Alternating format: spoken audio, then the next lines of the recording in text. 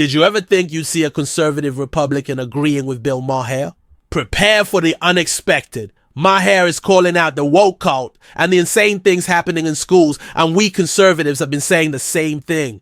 One was about, like, my kid came home and said the teacher says we can't do Thanksgiving. You're not supposed to do Thanksgiving because of what we did to the Indian. And you know, the mother just had to say, we're doing fucking Thanksgiving, okay? Yeah. This is just insane.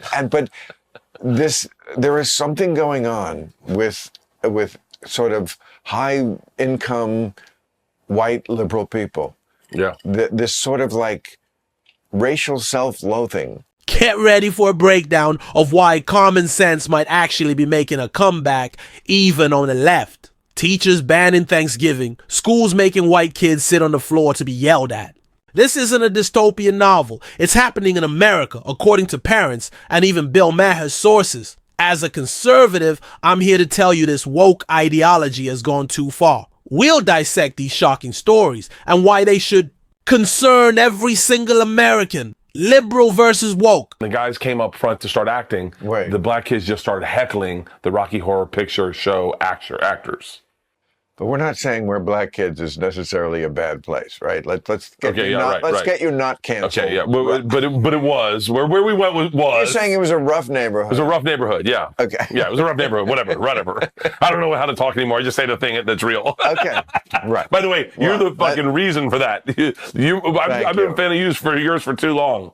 You've said shit that is so real that I go that everyone, dude, I can't even, like, I would go off on a tangent for the amount of times that my wife goes, hey, I need you to watch this. And then it's a clip of you interviewing fucking, just everyone. You're very prolific and you're very dialed into.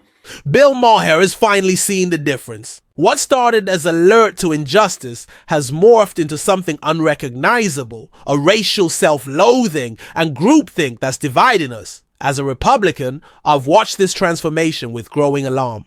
Join me as we unpack Maher's recent common sense takes and why true liberalism is under attack from within. My wife thought we were losing our minds as Democrats in LA. Right. Because all of a sudden we were like, we didn't feel connected to we would go to these school functions and the way people were talking was so crazy. So crazy that we were like, are we not? We went to a thing for Georgia to go to high school and they said, the school seems pretty good. And then they're like, is it true you make the boys sit on the floor and the girls can stand on chairs and yell at them and oppress them? And they're like, yes, that is true.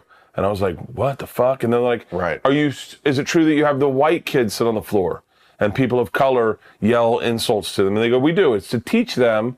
And so you see parents nodding like, that's really smart. Right. And I'm just sitting there with Leanne going, well, I'm not sending my kids. The woke cult is real, and even Bill Maher admits it. He's schooling woke comedians and highlighting the nonsense that's become mainstream in certain circles. From absurd school policies to the silencing of dissenting opinions, this ideology is having a dangerous impact. As a conservative, I'm sounding the alarm alongside Maher on this critical issue. Here, no fucking way. Bert, I cannot tell you how many times I have heard a version of this story from parents. Yeah. Apparently, I am the whisperer that people tell because I guess they've seen me talk on TV. And, you know, I do have a common theme that, look, like you said, a liberal in LA, and you feel like some sort of an outsider because it's the difference between liberal and woke. Yeah. And this kind of stuff that woke, I have no problem with the term when it used to just mean alert to injustice. Mm-hmm. When it became about this nonsense that you're talking about now. Yeah. And for people who think, they exaggerate. Well, it's not everywhere. Nothing is everywhere. There's, thousands and thousands of different schools who do things differently. But for people who want to pretend that this kind of nonsense isn't going on, that's equally with your head up your ass. Remember when Bill Maher was unhinged about Trump? Now he's sounding the alarm about the woke left.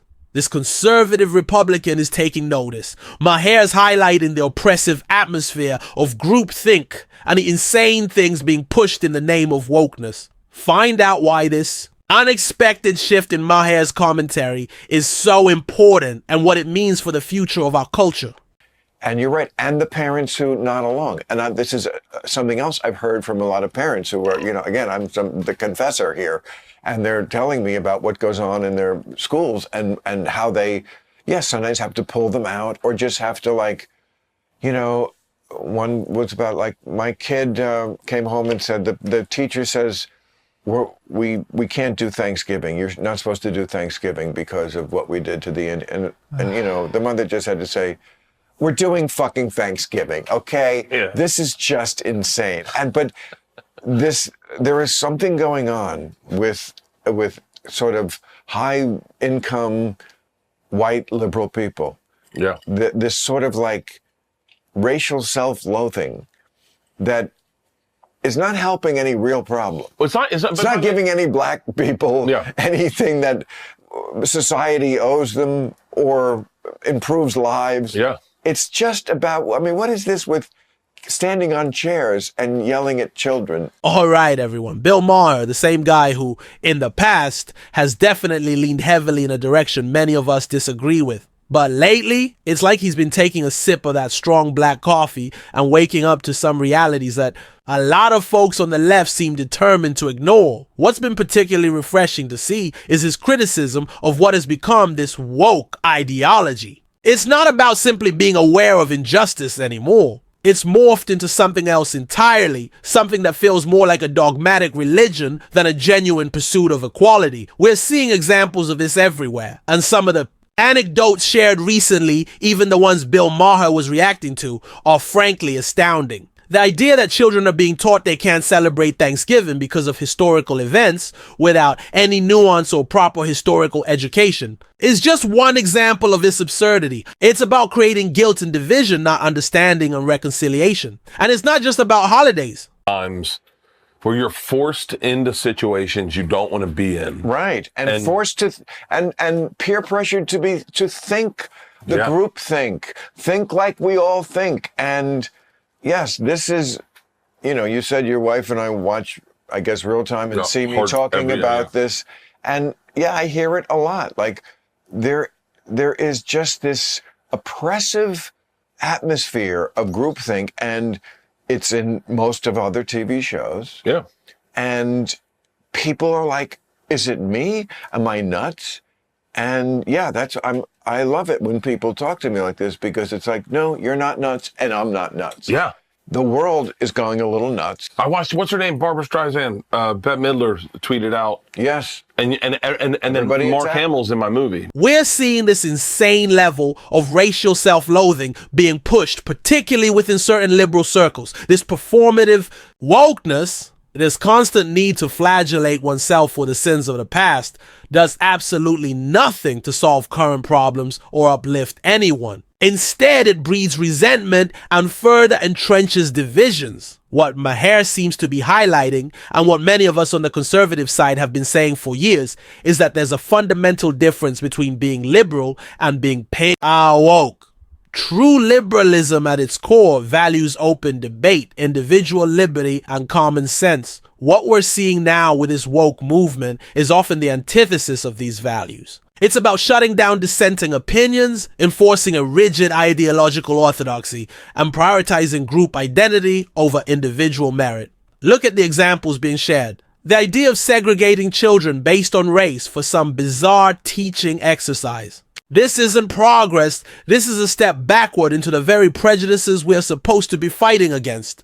And the fact that some parents are actually nodding along to this kind of madness is truly concerning. Maher also touched on this idea of a woke cult. And while the term might be a bit strong for some, it does capture the almost religious fervor and the intolerance for any deviation from the accepted dogma. If you dare to question any aspect of the woke narrative, you're immediately labeled as a bigot, a racist, or some other derogatory term. There's no room for discussion, no space for critical thinking. Now, as a conservative Republican, I've obviously had my disagreements with Bill Maher in the past, but I have to give credit where credit is due. He's one of the few on the left with a significant platform who is willing to call out this nonsense. And it's interesting to see how this is perceived. Those deeply entrenched in the woke ideology will likely dismiss him, perhaps even accuse him of becoming a conservative. But for many of us in the center and on the right, it simply looks like he's regaining some common sense. It's also worth noting that Maher himself seems aware of his own past tendencies. He acknowledges his unhinged behavior during the Trump years. This self-awareness, this willingness to admit past missteps, is something sorely lacking in many of the voices leading the woke charge. What's particularly frustrating is the groupthink that permeates this woke movement. It's like everyone is terrified of saying anything that might go against the accepted narrative. This creates an echo chamber where extreme ideas fester and become normalized. And if you express any skepticism, you're immediately ostracized. We see this play out in various institutions, in schools and corporations, even in the entertainment industry. There's this pressure to conform, to signal your virtue by embracing the latest woke talking points, regardless of how illogical or harmful they might be. Now, some might argue that conservatives are just as prone to groupthink, and while that can certainly be true, particularly on certain issues, what we're seeing on the woke left feels different. It's not just about political affiliation. It's about a totalizing worldview that seeks to control not just what you say and do, but even what you think. And let's be clear, criticizing this woke ideology is not about being against equality or justice. It's about being against the destructive and divisive tactics being employed in its name. It's about pushing back against the censorship, the cancel culture, and the constant virtue signaling that has become so prevalent. Bill Maher's recent commentary, as highlighted in these discussions, offers a glimmer of hope. It suggests that perhaps some on the left are starting to see the damage this woke ideology is causing. The alienation of ordinary people, the erosion of common sense, and the fostering of unnecessary division. As conservatives, we need to amplify these voices of reason, regardless of their past political affiliations. We need to engage in respectful dialogue with those who are genuinely open to questioning the prevailing narratives. And we need to continue to champion the principles of individual liberty, free speech, and common sense that have always been the bedrock of a healthy society. This isn't about a political victory. It's about the future of our culture. It's about ensuring that we don't descend into a state of constant division and ideological rigidity. It's about reclaiming a sense of shared values and a commitment to open and honest debate. So thank you, Bill Maher, for speaking some truth to power, even if it's taken you a while to get there. And to all of you listening, let's continue to have these tough conversations. Let's challenge the prevailing narratives and let's work towards a more rational and united future. That's all the time we have for today on the Black Coffee Podcast. Be sure to like, subscribe, and share your thoughts in the comments below. Until next time, stay caffeinated and stay informed.